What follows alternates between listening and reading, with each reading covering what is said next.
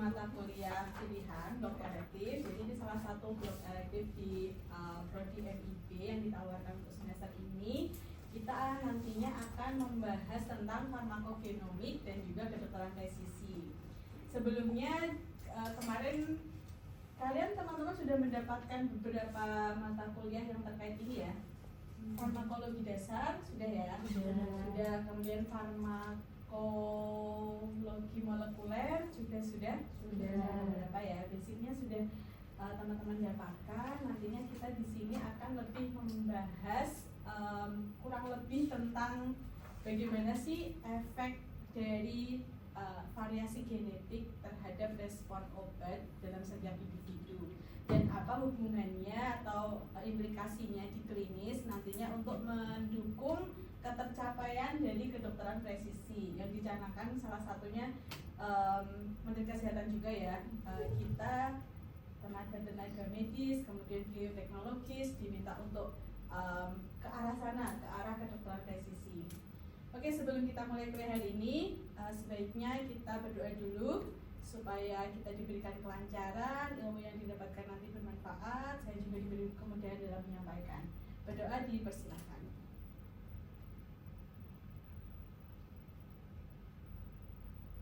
Berdoa cukup. Oke. Jadi di sini kita sudah menyusun LMS di ELOG. Teman-teman nantinya bisa mengakses mata kuliah ini dimulai dari PowerPoint, bahan kuliah, kemudian nantinya juga ada bahan bacaan dan di beberapa sesi nantinya akan ada kuis yang harus teman-teman kerjakan di ELOG. Nah, nantinya kita dari tim pengampu berusaha untuk mengupload materi maksimal H-1 kuliah berlangsung. Jadi nanti teman-teman bisa membuka terlebih dahulu, melihat-lihat dulu materinya apa, kemudian nanti di kelas lebih banyak diskusi begitu. Nah, di sini nantinya password dan juga username-nya akan kita kirimkan begitu di grup. Teman-teman bisa mengakses kapanpun dan bisa juga memberikan komentar atau pertanyaan di forum diskusi. Oke, selanjutnya EPKPS lengkap juga sudah kami upload di ELOG. Nanti teman-teman silakan cermati.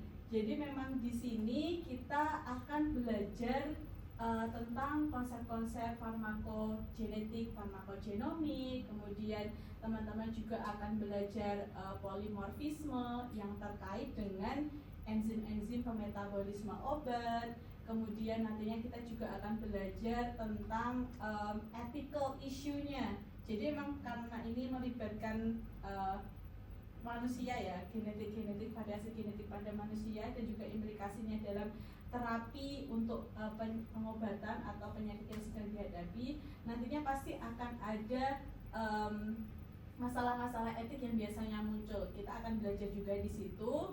Kemudian kita juga akan belajar tentang sumber-sumber dan juga website terkait dengan penelitian farmakogenetik farmakogenomik yang saat ini sudah banyak sekali dari sisi bioinformatiknya atau database-nya itu sudah banyak sekali. Nanti kita akan belajar bersama-sama cara membaca data tersebut, kemudian mengolah data tersebut, sehingga juga nantinya teman-teman kalau tertarik melakukan penelitian ini bisa lebih aware gitu. Nah, untuk kali ini, pada pertemuan kali ini kita lebih banyak tentang introduction. Jadi kita akan kenalkan dulu konsep-konsep farmakogenetik, farmakogenomik, dan nantinya kita akan ada beberapa pengampu di sini. Ada Prof. Mustafa sebagai koordinator, kemudian Dr. Dwi, Dr. Farah, saya sendiri, ada Dr. Yolanda, Dr. Sudi, dan juga Dr. Bagus. Nantinya sudah ada keterangan pengampu untuk topik-topik, setiap topik itu ada di ELOG. Silahkan teman-teman eksplorasi nantinya. Oke, silahkan di-scan untuk quiz pretestnya. Kita akan mulai bersama-sama setelah nanti login semua. Silahkan pakai nama inisial juga boleh. Oke, satu lagi.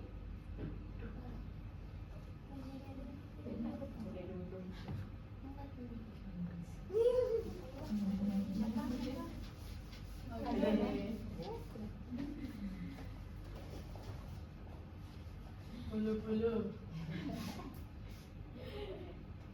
Oke, sudah siap semua ya? Kita mulai kuisnya ya. Silakan dikerjakan. Jadi nanti ada parameternya 2, kecepatan dan juga ketepatan. Ini nanti hanya 5 soal. Oke, kita mulai start.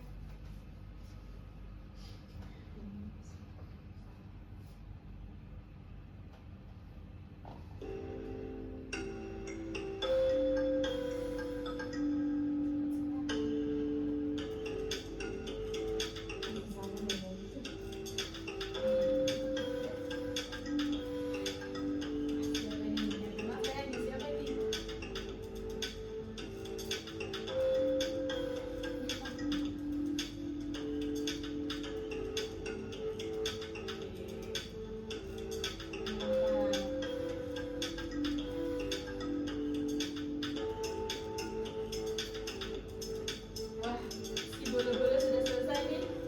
Bulu-bulu.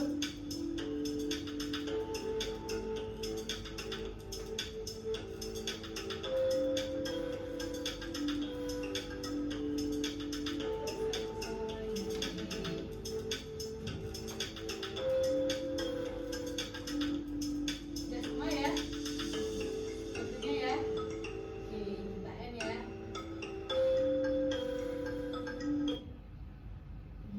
Yeay. Bulu-bulu ini siapa ini? Yang bisa mengganggu. Oh, oke, selamat Mbak Ayu. Oke. Wah, lumayan ya. Sepertinya tidak banyak yang salah. Mungkin kita review sebentar dari pertanyaannya. Yang banyak salah ya, yang banyak salah saja nih.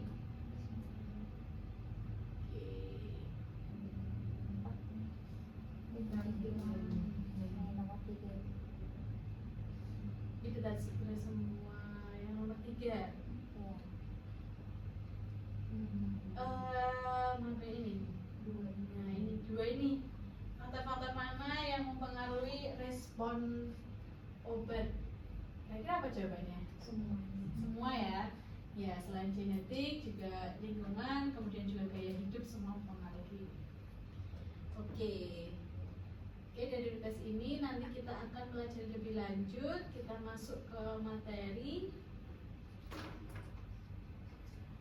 Oke, jadi pertemuan kali ini kita akan belajar bersama terkait dengan basic konsepnya. Jadi konsep-konsep dasar dari farmakogenomik.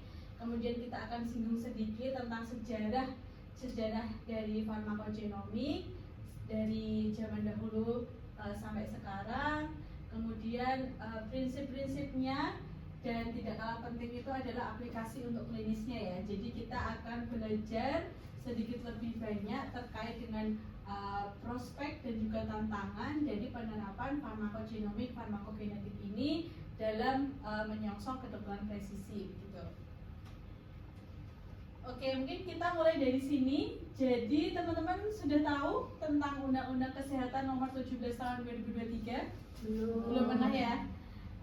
Di sini sudah jelas bahwa kita masyarakat Indonesia sudah mengarah ke pelayanan kedokteran presisi. Oleh karena itu, ilmu-ilmu termasuk farmakogenomik itu sangat diperlukan di era zaman sekarang ini. Coba saya bacakan, dalam Undang-Undang Kesehatan Pelayanan Kedokteran Presisi adalah pendekatan baru untuk pencegahan dan pengobatan penyakit dengan mempertimbangkan tadi genetik, kemudian selain genetik ada lingkungan, environment, dan juga pola hidup seorang pasien. Nah, di sini ilmu teman-teman mahasiswa ilmu biomedik sangat diperlukan. Di sini sudah gamblang jelas dijelaskan bahwa memanfaatkan teknologi kesehatan termasuk teknologi biomedis ini diperlukan untuk menuju pelayanan kedokteran presisi atau precision medicine. Nah, di sini disebutkan bahwa teknik-teknik biomedis mencakup teknologi genomik, kemudian transkriptomik, proteomik terkait dengan protein, metabolomik terkait dengan metabolit sekunder, metabolit primer, kemudian juga biologi, jaringan, sel, dan juga teknologi biomedis yang lain.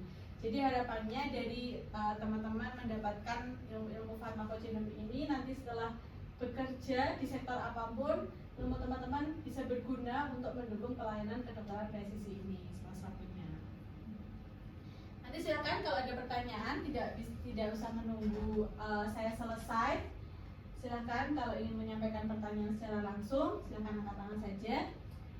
Oke, kita berangkat dari sini. Jadi kita sudah belajar ya tadi farmakogenomik itu adalah suatu studi yang mempelajari bagaimana sih variasi-variasi genetik dalam setiap individu dalam hubungannya terhadap respon suatu obat begitu.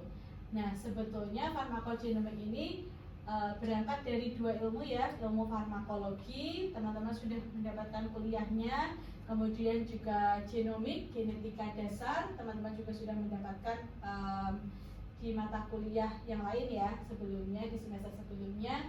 Dan kedua ilmu ini digabungkan menjadi ilmu farmakogenomik untuk mendukung efektivitas, kemudian juga untuk mendukung keamanan dalam terapi suatu obat, sehingga nantinya perasepan obat setiap individu itu akan lebih efektif, rasional, dan juga spesifik gitu. Oke, di sini mungkin teman-teman juga dikenalkan istilah farmakogenetik selain farmakogenomik. Kira-kira apa sih perbedaannya nih farmakogenetik dan farmakogenomik? Ada yang ingin menyampaikan pendapatnya? Kalau genetik mungkin pengaruhnya ke single gene itu satu Single gene ya. Kalau farmakogenomik karena genomik jadi banyak Iya, genomik ya, genetik, genomik ya. Ya betul sekali ya, kalau kesamaannya sebenarnya dua studi ini, ilmu ini tuh mempelajari terkait variasi genetik pengaruhnya terhadap respon obat. Nah, perbedaannya sebetulnya ada di jumlah gennya yang diteliti. Jadi untuk farmakogenetik ini biasanya hanya fokus di single gene, satu gen. Jadi hanya mempelajari satu gen versus satu obat. Tapi kalau farmakogenomik ini lebih luas cakupannya. Jadi dalam beberapa gen mereka analisis, kemudian dicek responnya terhadap obat. Jadi di sini considering whole genome. Jadi karakteristik dari beberapa gen dalam mempengaruhi respon terhadap suatu obat. Oke, kita kemudian akan mempelajari tentang sejarah farmakogenomik nih. Kita mulai mungkin dari sini. Jadi ternyata di 510 before century, kalau teman-teman ingat Pythagoras, ada yang ingat Pythagoras siapa? Familiar lah ya, matematikawan ya, matematikawan. Nah di sini ternyata ada cerita menarik terkait dengan Pythagoras yang ada hubungannya dengan farmakogenomik. Jadi di era Pythagoras ada beberapa orang yang mendapatkan efek samping setelah mengkonsumsi kacang fava. Ini seperti kacang kapri kalau di Indonesia. Nah itu kalau zaman dahulu itu dikaitkan dengan mitos Yunani begitu. Ini ada ada keterkaitannya dengan makhluk yang lain gitu. Tapi kemudian seiring dengan perkembangan zaman, ternyata respon beberapa individu dalam mengkonsumsi kacang fava itu terkait dengan defisiensi dari enzim G6PD. Jadi ini adalah enzim glucose 6 phosphate dehydrogenase. Nah, di sini ada beberapa variasi genetik dalam G6PD setiap orang. Oleh karena itu menimbulkan respon yang berbeda-beda ketika mengkonsumsi kacang fava ini.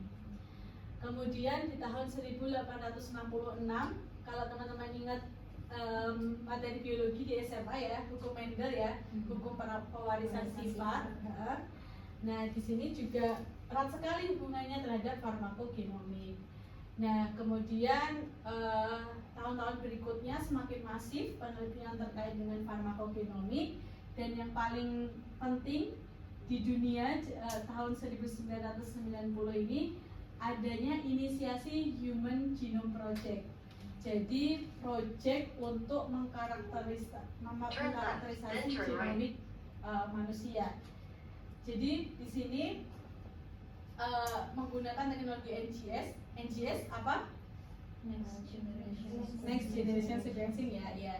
Jadi peneliti berusaha untuk mengumpulkan genom dari keseluruhan dari manusia, dan proyek ini selesai di tahun 2003. Di sini teman-teman sudah bisa mengakses nih whole genome dari manusia begitu. Nah, kemudian di Indonesia sendiri juga sudah diinisiasi terkait dengan farmakogenomik dan juga kedokteran presisi. Kalau teman-teman tahu BGSI, jadi ini adalah program yang dicanangkan oleh Menteri Kesehatan BGS Budi Gunadisadikin ya. Namanya mirip-mirip, saya tidak tahu apakah ada korelasinya atau enggak, tapi BGSI ini singkatan dari Biomedical Genome Based Science Initiative.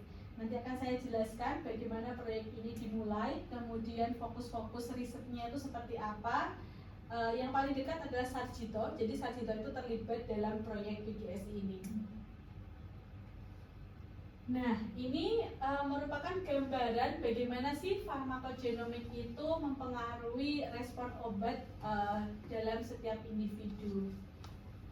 Ada beberapa individu yang mempunyai diagnosis yang sama, diagnosis pengobatan yang sama, kemudian juga resepnya sama, obat yang diresepkan adalah sama, tapi kemudian respon individu itu bisa berbeda-beda. Di sini adalah yang paling diharapkan ya, jadi obat bisa bermanfaat dan juga tidak toksik, tidak mendapatkan efek sampingnya. Karena memang obat itu kan juga suatu zat asing ya, pasti sedikit atau banyak akan menimbulkan efek-efek yang tidak diinginkan di dalam tubuh kita. Nah, kemudian ada juga individu yang bisa mendapatkan manfaat dari obat tapi juga mendapatkan efek sampingnya. Kemudian ini yang paling tidak diinginkan, sudah tidak mendapatkan efek samping, tidak mendapatkan manfaat tapi mendapatkan efek samping. Dan ini tidak ada respon sama sekali, jadi tidak ada manfaat dan juga tidak ada efek sampingnya. Nah, tadi memang genomik dan drug itu berkaitan, tapi faktor-faktor lain seperti penyakit penyerta, kemudian gaya hidup, kemudian lingkungan juga sangat mempengaruhi respon individu terhadap obat. Oke, jadi kalau di ilmu farmakologi kita pasti men-split menjadi dua ilmu ya, farmakokinetik dan juga farmakodinamik. Mungkin ada yang masih ingat apa bedanya farmakokinetik dan farmakodinamik? Singkatnya.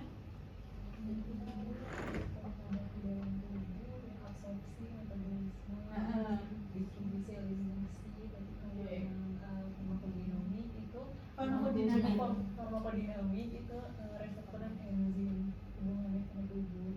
Iya. Jadi singkatnya memang farmakokinetik itu apa yang dilakukan tubuh terhadap obat.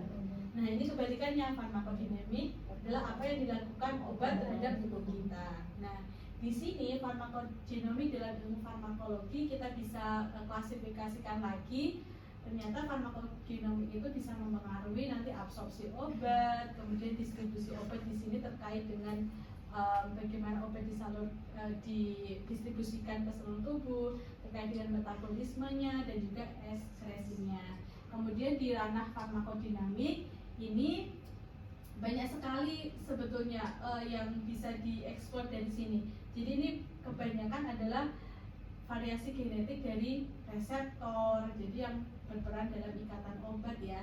Kemudian enzim-enzim tertentu, yang channel dan juga transporter, jadi yang mentransport obat. Nah, mungkin nanti akan lebih banyak dipelajari ini terkait dengan bagaimana pengaruh variasi farmakogenomik terhadap ilmu farmakodinamik. Nah, keduanya ini akan menimbulkan respon yang berbeda terhadap efikasi atau toksisitas dalam suatu pengobatan. Oke, mungkin ini hanya singgung sedikit, tapi untuk lebih detailnya nanti teman-teman akan mendapatkan dalam topik tersendiri terkait dengan polimorfisme begitu ya. Di sini saya hanya menyinggung tentang beberapa variasi genetik yang sering muncul begitu.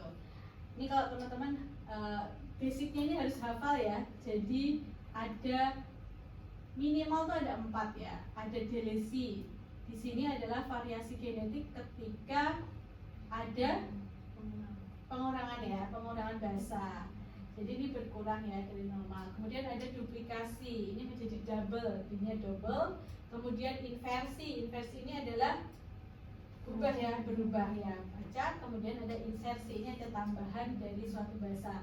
Nah ini akan menyebabkan perbedaan transkripsinya, kemudian translasinya menjadi protein, sehingga menimbulkan adanya beberapa variasi genetik dalam suatu gen-gen tertentu.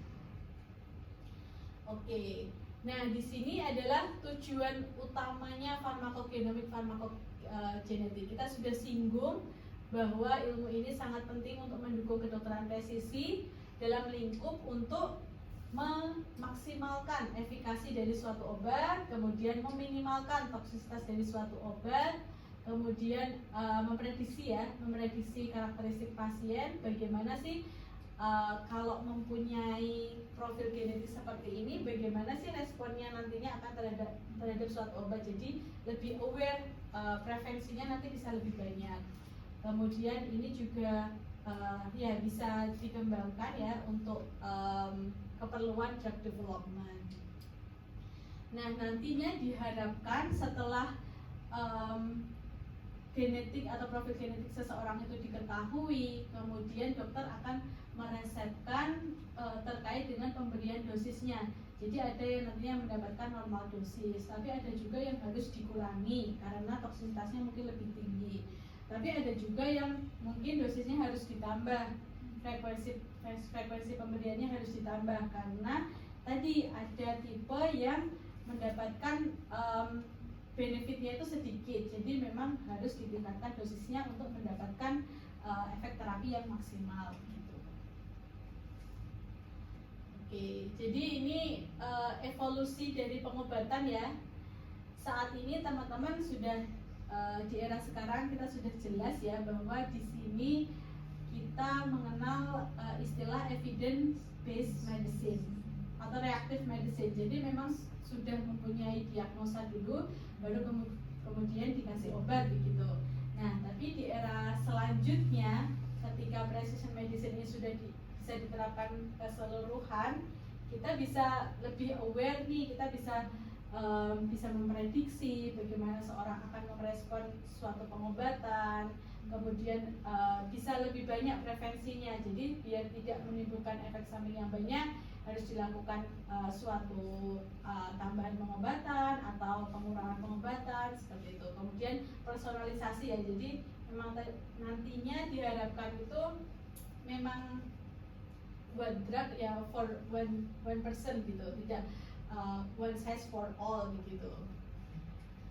Nah kalau zaman dahulu ini hanya intuisi ya, jadi nenek moyang kita hanya gejalanya ini biasanya seperti ini, belum ada pengecekan laboratorium, kemudian apalagi genetik ya. Kalau zaman sekarang ini sebenarnya sudah mulai beberapa untuk penyakit-penyakit tertentu. Nah, tadi yang saya singgung BGS ini adalah program pemerintah yang dicanangkan untuk mendukung ke arah kedokteran presisi. Tapi untuk saat ini hanya mencakup 7 penyakit prioritas, meliputi kanker, yang ini kanker payudara, paru-paru, kolorektal dan juga serviks. Kemudian ini penyakit infeksi TB. Ini adalah salah satu proyek yang dikerjakan oleh Sarjito. Jadi Sarjito terlibat dalam TB proyek ini karena ternyata memang pasien TB di Jogja itu masih tergolong tinggi di Indonesia. Makanya kemudian Kementerian Kesehatan menggandeng Sarjito untuk pelayanan ini. Jadi di masa sekarang pasien-pasien TB yang terutama itu yang mempunyai resistensi terhadap pengobatan, karena kan pengobatannya lama ya, 6 bulan sampai 1 tahun begitu. Nah kalau misal skip 1 hari kan harus mulai dari awal ya, apalagi memang beberapa antibiotik yang itu sangat mudah menimbulkan resistensi. Nah itu sudah mulai digalakkan. Jadi untuk pasien-pasien yang mempunyai resistensi pengobatan tertentu untuk TB, terutama adalah yang XDR, jadi yang banyak sekali, dia mempunyai resistensi antibiotik banyak sekali. Kemudian dilihat nih profil genetiknya, gen-gen yang terlibat dalam pengobatan TB ini. Kemudian untuk penyakit otak dan neurogeneratif ini menggandeng rumah sakit PON.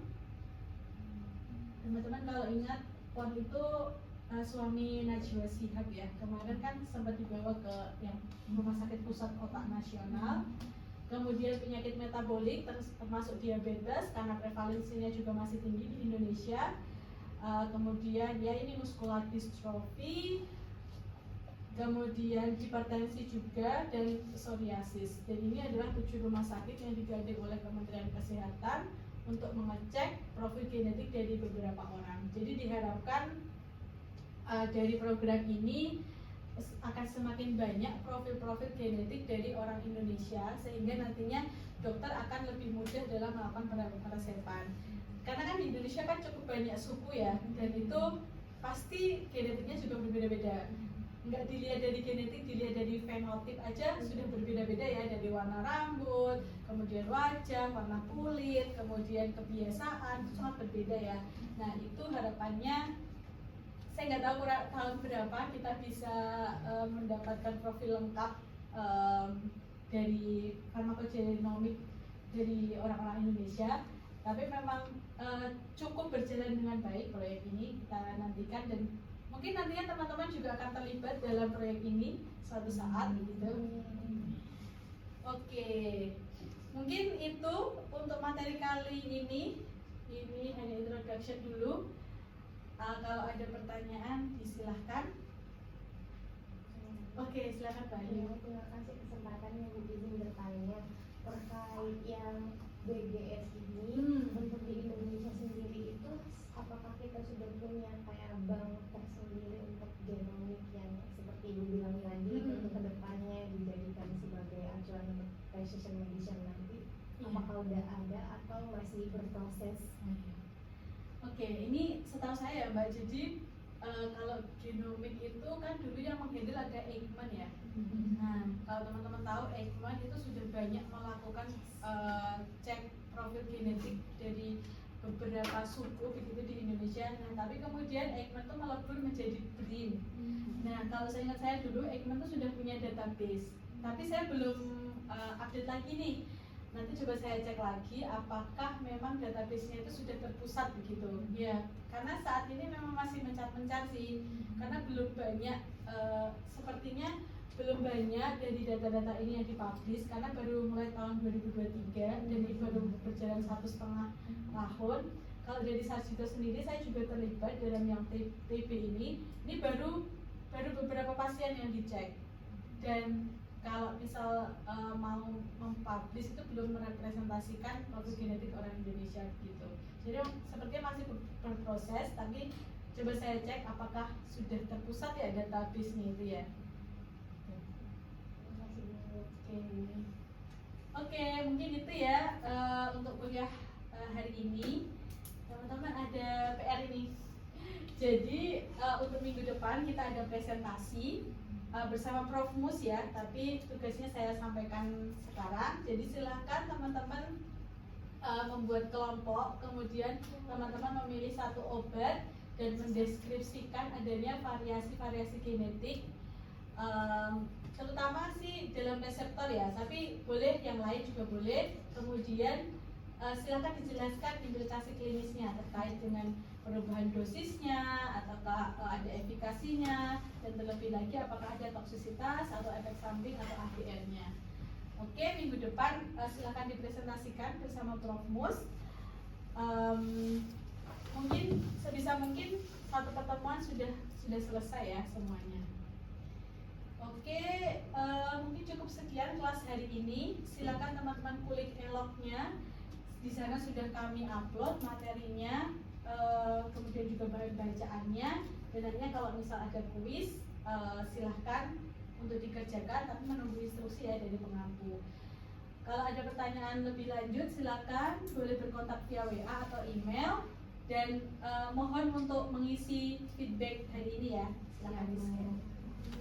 Oke, cukup sekian kelas hari ini. Sampai jumpa lagi di pertemuan selanjutnya.